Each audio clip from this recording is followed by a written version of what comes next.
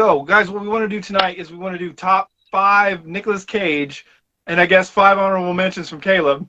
And then we're going to do the top 5 Nicolas Cage versus the top 5 Bruce Willis, and we're going to find out if one overweighs the other. So Nicolas Cage is a national treasure. And I mean that, pun intended. And I always thought it was strange that everybody gave me crap for actually enjoying Nicolas Cage movies, even the bad ones. Like, I haven't seen all of his films. It is a goal of mine to see them all. I enjoy his over the top. I enjoy his weird ranges. And Wicker Man is an abomination. I will flat out say that, especially if you've seen the original. But it's still entertaining. I mean, that scene, come on. This should be number 1 on all the lists. Dead. I haven't seen it because I heard it was so piss poor. It was one of those movies where I was so scared away from it. So, man, somebody I used to work with, when I worked at the shelter, I was helping her out in Cats one day, and we were talking about horror movies, and we talked about, I don't know how, but she wound up on the topic of a Serbian film, and I had actually just finally watched it for the first time, and that's one of those movies that if you're not prepared, it changes you in a way. You can't go back to who you were before, and I know that sounds terrible, but it's true. Like, that movie disgusts me on every level. And I was talking about that, and she completely agreed. And she was like, well, let's lighten things up. What's your favorite horror movie? So we started talking, and she was talking about how the original Wicker Man was her all-time favorite horror movie. And she said that the remake was her all-time least favorite horror movie. So then, of course, I did what anybody would do. I went home and I watched those movies after work that day. Like, that's just what I did. So, I don't know. That movie shouldn't have been made. It shouldn't have. Serbian film or the Wicker Man remake. But I'm still entertained by it. And I mean it. It's not on my list. All right. Well, so let's go. Honorable mentions. Let me do mine first because it's going to be a bit shorter. I have not seen all of the Nicolas Cage movies. I've got Mandy. I've been dying to watch it. I've been catching up on a lot of 80s horror movies that I haven't seen, like House and Motel Hell and things like that. So I've been struggling to get to everything I want to watch, obviously. But let's see. So got to throw in Ghost Rider. It's not a great. It's kind of like the level of Green Lantern. Like, everybody bashes it to a degree. I like it. It's not great. It's not horrible. I enjoy it every time I watch it. I like it. I do like Knowing. It was fun. It was a different movie. I had fun with it. It's a toss-away. It's a popcorn movie. Of course, National Treasure. Probably it could be in anybody's top 5. It's a great movie. What else? Let's see. Maybe one more. I'm gonna go. Kick-Ass will be. Kick-Ass will probably be my last honorable mention. But I will say that City of Angels is a good romantic movie if you're in the mood for that. And you just need one more to. Okay, 8mm then. I would put in 8mm. No. Well, yes, 8mm. But I gotta say, I love Snake Eyes. Too. So I guess I do have a lot of honorable mentions, but they wouldn't make the top 5, but they're in there. See, my Best Buy has a Steelbook 4K, Mandy. Do it now. Nice. I got the DVD. I have the Blu-ray, and I'm disappointed that it doesn't have a DVD or digital code. But anyways, okay, I have 5 honorable mentions because Nicolas Cage deserves a top 10, but John said top 5, so I did top 10. My first honorable mention is Raising Arizona. I mean, come on. It's got to be in the top 10. Yeah. Second would be The Family Man. I absolutely love that movie. When it came out, I remember it was me, my brother, 2 of my cousins, and my aunt took us all to the movies, and it came out the same year as Dungeons & Dragons. My brother and I had no interest in Dungeons & Dragons, and the only other movie playing was a Nicolas Cage movie called The Family Man. They went and saw Dungeons & Dragons, me and my brother went and saw The Family Man, and I remember being like, this is actually like a good, solid, like just kind of wholesome movie. And to this day, still say it. Love that movie. Um, Next honorable mention is going to be 8 millimeter. I mean, it's a rough one. I used to own it, and I don't know what happened. I, this is getting out of I don't hand own it with either. Bruce Willis and Nick Cage movies that I'm figuring out what I don't own. It's hurting my soul a little bit, and I need more money. My Rob Zombie Halloween 2 costume is for sale. Just saying. Um, Next honorable mention is going to be Joe. That movie, yes. And I didn't expect it to be good because I was like, oh, it's another one of the like low budget his movie. Oh, it was actually all right. Cool, cool. It kind of feels like the same vein as like da, da, da, da, da, oh no, Matthew McConaughey. Jason Statham's Homefront with Oh yeah, James Franco. Kind of yep, in the same vein. Yeah. yeah. I was thinking it kind of had tonal shifts like Mud. I think it's Yeah. Mud. Yeah, Yeah, Mud. Yeah, with Matthew McConaughey. Yep, yep. That's a good movie. Yep. it is. Um, and this was rough. This was really hard to put here. Really, really hard. I want to stress that. And that's National Treasure. Yeah. I don't care first or second. I love them both with my entire heart. They are great movies. I'm going to steal the Declaration of Independence is the best line of any movie that has ever been made. Don't quote me on that. Not But true. that's Put the bunny back in the box. in the box. I love it so much. No, yeah, I think okay, we could basically do our top 10. I think the problem is my last five would be kind of everywhere because they're equally great. Each one of them has their own special place. Like I said, romance, action, comedy. You know what I mean? They kind of have their own little special thing. My top five are pretty solid, but it did break my heart on a couple of them when I really had to search my soul for my love of the Same. movie. So, Same. but I feel like if we did top 10 Cage versus top 10 Willis, Willis is going to whoop him in the top 10. But I think in the top five, it could get interesting. So,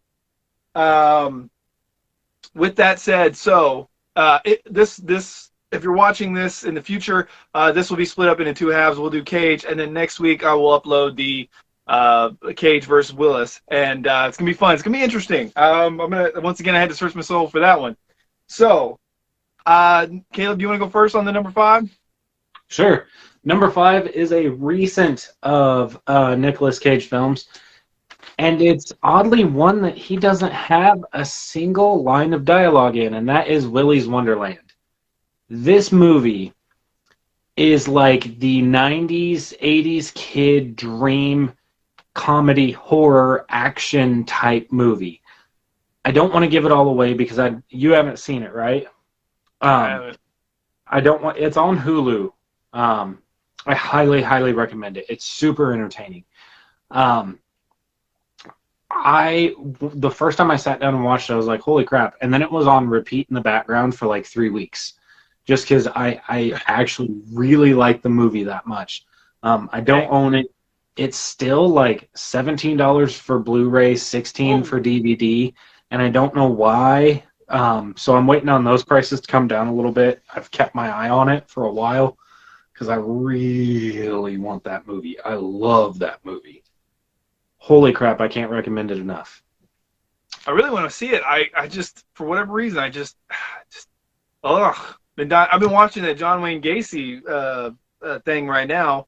I think about halfway through it. It's pretty good. It's not as good as the Night Stalker one, the Richard Ramirez one, but it's good. My number five. This hurts. I love this freaking movie. Gone in 60 Seconds. I mean, it's got that like Ocean's 11 kind of feel to it. You know what I mean? I don't know. It's just got a great group of friends and characters. The chemistry between all of them is great. You know, a brotherhood. He's got the love story going on in the background. It's just fun. It's fast. It's fun to watch every time. A little bit of action, a little bit of romance. It's got a little bit of everything in it. Love it. Real quick, that's what's playing in the background here right now. Is it? Dude, that intro, that green salad, a green salad down. Every time I hear that, I'm like, God, I love this movie. And then it gets like, when they're about ready to start stealing, they're like, low rider, Donnie. Donnie, Low Rider. Lowrider. No, right, duh. I love that. Like, and then like the new guys are like, what are they doing? He's like, no, shush, shush. And then like it's endlessly great. Like when he's like, let me see that big claw you call hand, and he's like putting the things on. I just love that freaking movie. Snake's gonna have to walk his ass all the way to the bus stop in the morning. Oh, I it's so love this good. movie so much. It's so good. I think that the you know it's almost like you can forget Nicolas Cage is in it because all the rest of the characters are just as good. Like the cast just pushes that movie. It's kind of like Con Air. You know what I mean? It was just like a star-studded cast. Great movie. Yeah. Yep. Oh God, that's me. Right. Number 4. Number 4. Yeah, sorry. Yeah. It Yeah. was Number Willie's 4. Wonderland. My fault. Yep. My number 4 is a unique pick that I don't think will be on many people's top 5 of Nicolas Cage films, and that is Bringing Out the Dead. It is a weird, weird movie. And it's kind of in that like dark tone vein of Dark City or The Crow or something like that, but a completely different story arc. It's just the cinematography, some of the cuts. It's all very late 90s, but in a good and kind of refreshing way. The way that he plays this ambulance driver who keeps getting calls and he doesn't care, but he cares and he doesn't care, and his like partner is just a psycho who like beats up homeless people and stuff like that. It's an absolute weird blast of a movie, and I love movies that make you talk about it like that.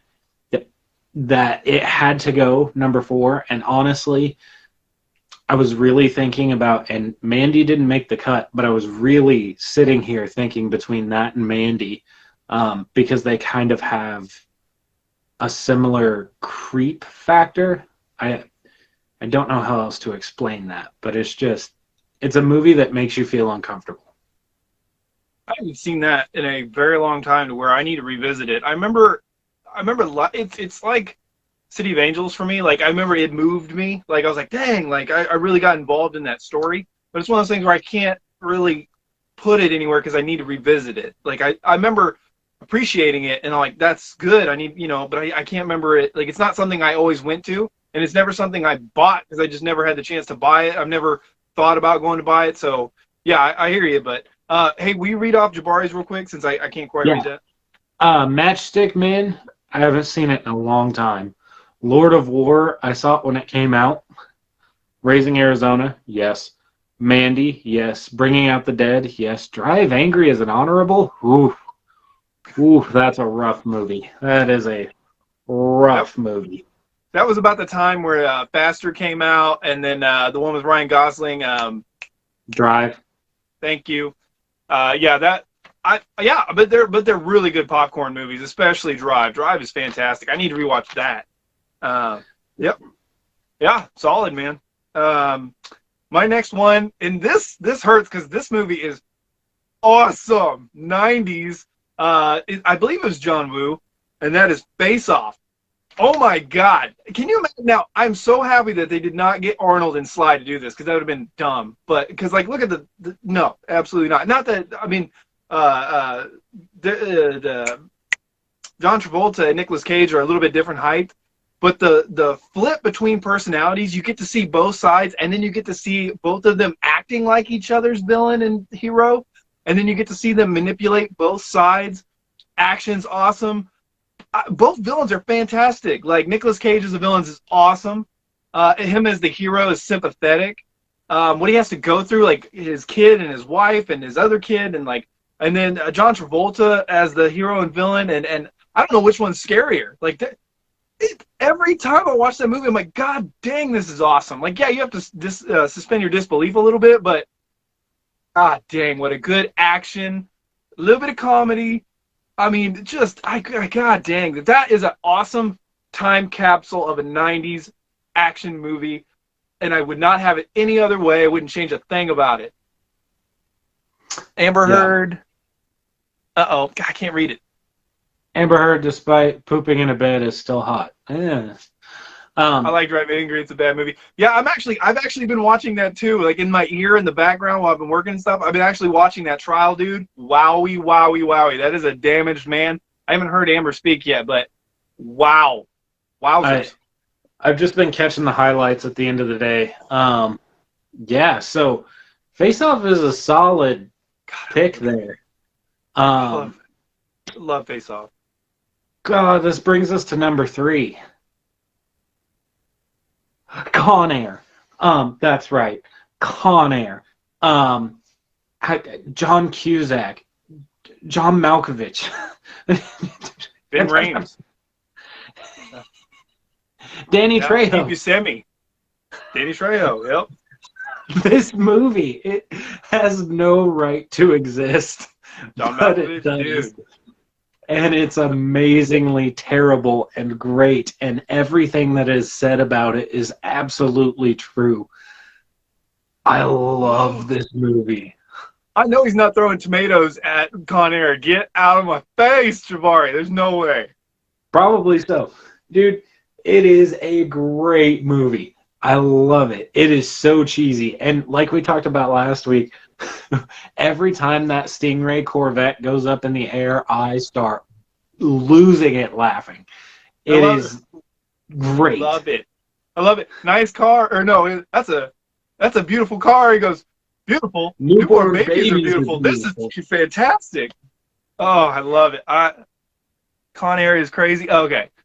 Yeah. If you do a Nicolas Cage top 5, Con Air better be on there, or I just don't understand. It better be on there. Dang, yeah. Another movie where like so many good characters, so good chemistry, like so many memorable. And I mean, not even that. I mean, what's his name's in there? Wow, I just said what's his name. That's embarrassing. Dave Chappelle, like in one of his earlier stuff, like it's just so good. It's so good. That end song, it's kind of like the end song of Armageddon. You know, it's like I can stay awake to hear you breathe there, and then at the end of the Con Air, it's oh shoot, I lost it because it's the same song when he's at the bar before he kills the guy. Yeah, why can't I think? I just had it, and then I switched my brain. Anyway, that ending song where how do I go on live without you? Blah blah blah blah blah. So good. Oh my God, so good. I could just hear Trisha. Yeah. God dang. I love that movie, and that hurt because honestly, I wanted to put it in 2, but it got 3. It got 3. I did too, man. I did too. My number 3 is Lord of War. I love. It's based on true story. Bonus points. I love the monologue throughout the whole thing. Inner thoughts, talking about what's happening. Jared Leto, whatever. He's in it, does a good job acting his part. And I love that. Once again, I love the feel of that gangster, drug lord, that feel to it. Like I love those kind of movies. It reminds me of Blow with Johnny Depp, kind of that rise to power. And this one, it's even more of a rise. Like it's just crazy. It's kind of like War Dogs too. War Dogs was based on a true story. So if you get a chance, man, rewatch it. I don't know. It's just a solid movie. I just get lost in Nicolas Cage telling me what's happening, and his greed throughout the entire movie. I just fell in love with that. I remember the first time I watched it, I was working at a Holiday Inn Express, and it came on at like 3 a.m. in the morning, and I'm in the lobby with my feet up, and I was supposed to be cleaning or something, and I'm watching this, and I remember at like 5 in the morning it finished or whatever it was, and I was just like, oh God, I have like 2 hours worth of work I need to get done. But you don't like Jonah Hill in anything? Whoa. In anything? He is awesome in Wolf of Wall Street, talking about kind of that gangster-esque based on a true story movie. Jonah Hill's fantastic. I wish he would not have turned down / didn't ask for too much money for the Penguin, because I would have loved to seen his Penguin. Not that I don't love Colin Farrell, but I would have rather seen Jonah Hill, especially before he ended up seeing Colin Farrell. I'm trying to think of the show he was on Netflix, and I really enjoyed it. Oh, God, it came out like 2-3 years ago. Oh, it reminded me of Blade Runner. It was just a bleak, dry, harsh, cold story. It. Jonah Hill? I'll have to look up. Yeah. Huh. Yep. Huh. Yeah. So that I need to revisit Lord of War. I haven't seen it since it came out, so it didn't make my list at all. Just because if I'm not that familiar with it or I haven't seen it in a long time, I want to revisit it. Which is also why I'm going to spoil my list here. You're not going to see The Rock on my list. I haven't seen it in long enough that I didn't feel like I could judge it fairly. And I know that's going to throw Joan off because I know what position it's in on his list. What? Your best? Losers always whine about their best. Winners go home and pick prom queen. I cannot believe. Oh my God. The Rock is one of the best action movies of all time. You stop what you're doing right now, you call in sick tomorrow, and you watch The Rock. Anyway. I'm honest though. I'm not gonna put it on the list. I'm not gonna be like, oh well, I'm gonna put it here and just lie about what it was. But I haven't seen it in long enough that I would want to revisit it before I put it on my list. I think that's fair. I think that's better than lying. Like, I need you to lie and put it in your honorable mention. Nope. And the Riddler, yeah, thank you. Yeah, the jacket, yeah. An animal, yeah. I mean, it's the beard and the Rock. Oh, God. Yeah. Oh. So we're on number 2 now, right? With The Rock and not the running. I don't even care. Just say it. What is number 2? Face Off. Oh. I love that movie. No more movie. drugs for that man. Yes. Dude, I love that movie. It's the perfect 90s action movie, and it barely beat out Con Air for second place. And that's only because watching Nicolas Cage go from the bad guy to the good guy, and watching John Travolta make that switch too. It's crazy. It's great. It's so much fun. I love that movie. And I think I burn up a VHS copy of that when it came out. That's how much I watched it. Oh, it's so good. Oh, the facial expression. Yeah, man, I would have never thought that The Rock. It hurts. It hurts. Out of everything we've ever talked about, like, but I am a little jealous, I must say, that if you don't remember The Rock and you get to go back and like refresh your brain, oh God, what an experience. Like Sean Connery, that is the reason why Sean Connery is one of my favorite actors of all time. Like, there's only like a handful of movies that I love him in, like First Night and that one and a couple others, but oh my God, everybody's on their A game in that movie. Everybody. God dang. Man, oh man. Yeah, the Face Off dude is just, it's epic. It's just epic. God dang. Like and there's not a whole lot of movies like it. There's just not. They were talking about making a sequel to it, and I'm glad they did not. It's in development hell. Actually, from what I've read, the Eraser sequel spinoff is kind of what took its place. And that's supposed to be an HBO TV show, I believe. I'm not really looking forward to it because I feel like Eraser is a really good standalone thing. And I feel like they're just going to turn it into like Jason Bourne 2.0, and that Arnold's not going to be involved. So, yeah.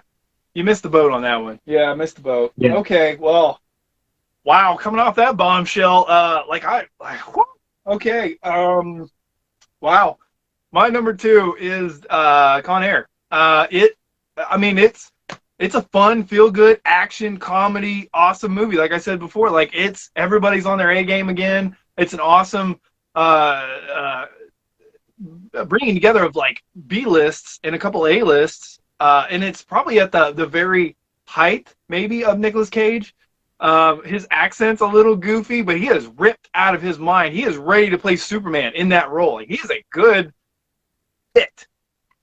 On that note, I remember I went to theaters to see the first Ghost Rider, And the scene where he's in the mirror and no shirt, somebody in the crowd started joking and was like, "Yeah, right." And I remember being like, "No, dude, that's legit. He's buff. Yeah. He trains like he did for a long time. He doesn't look it under the clothes. It's his structure. He's kind of got that like that skinny guy kind of pull off. But no, he was ripped for a while. Right. And Right. like, no, dude, you're wrong." So many, yeah. Well, and it was the '90s too, where like especially in the late '90s, clothes got a little baggy. But no, like Yeah. it's just endlessly quotable. Like put the bunny back in the box. Like you know, Cyrus the Virus. Like all of it is just so good. He's you know, we talked about the car thing. Oh, nothing makes me sadder than the agent lost his bladder on the airplane. God, I love that Yeah. movie. Yeah, it's endlessly rewatchable. It's one of the staples of the '90s. It really is. Yeah, my number two. Classic, classic. Yeah. Well, I guess this brings us to number one, and we know what John's is, and we know what mine isn't. John, any guesses as to what mine is? It's Gone in 60 Seconds. Yep. It is Yeah. absolutely Gone in 60 Seconds. I freaking love this movie. I have it playing in the background right now. It's the first DVD I ever owned, and I still own that copy. It's the first movie where I felt like, in my generation, that muscle cars were actually utilized. The first Fast and the Furious did come out a little bit later and had that as well, but Eleanor, and then there's Barracuda, and then even the old IROC Camaro getting crushed. That all that stuff was really cool to see, and I was into cars, and this was the first time I had seen a '67 Shelby GT 500. I had not seen one before, so I didn't understand it's got the Mercury Cougar taillights, and it's got these fill panels that are a little bit different. The body kit is unique to the film. The film started that. And that started my research even more into cars. And I watched the original Gone in 60 Seconds and learned that the original Eleanor was a '73 Mach 1 Mustang in like this hideous yellow with black. And it's weird because that movie wasn't that great. It was literally just a plot of dudes stealing cars, and occasionally there were cops. Like that was it. There wasn't a whole lot of plot going on in that. There's a plot. Every character has a job and gets just enough screen time to get you invested in them. You're even invested in the officers, which in films like these, usually the officers are the scenes that you are like, fast forward, I don't need to see that. But even all these years later, I will watch them too. Like, I feel like a lot of heist films, you can fast forward through the dialogue of the cops and not care till the very end. No, the whole thing's good. It's solid. It's fun. And yeah, I don't have a bad thing to say about Gone in 60 Seconds. Yeah, the cops are great, man. He goes, what's Eleanor? It's a damn car. And don't ever talk about my wife. And he's just like, oh. And I love that, like they bounce off each other real funny. And then that later on, Timothy Olyphant, a young Timothy Olyphant, when the guy gets hit by the crane and he goes to the wall, he's like, hey, just sit back. Hey, are you okay? Are you sure? Because you just went through a wall. You went through a wall. It's so good. Right now, he's at the DMV, and every time I see this, since you know where we worked, I can't stop laughing. Every time I see this scene. Right. Well, and then by the way, on, you can't go to a DMV and get a registry like this. No, you can't. No, you can't. But no, later on when they're getting ready to go hunt down the bad guy, and then like Timothy Olyphant's at the bottom of the stairs, he's like, "All right, let's go." He's like, "No, I'm good." He's just like, "I'm not going." It's so good. I love that line so much. What's Eleanor? It's a damn car, and don't ever talk about my wife. She's mean. Oh God. So and then when they get that Cadillac Eldorado, and they come in and make him romp it, and he's hiding the drugs with his foot. Dude, this movie it's weird because this is we talk a lot about horror remakes. of just standard remake that doesn't fall in the horror genre, this one has to be my favorite. Yeah. Absolutely. It's just balanced so well. And Nicolas Cage brings something to it. Like it right now in the background, he's at the dealership trying to get the Ferrari.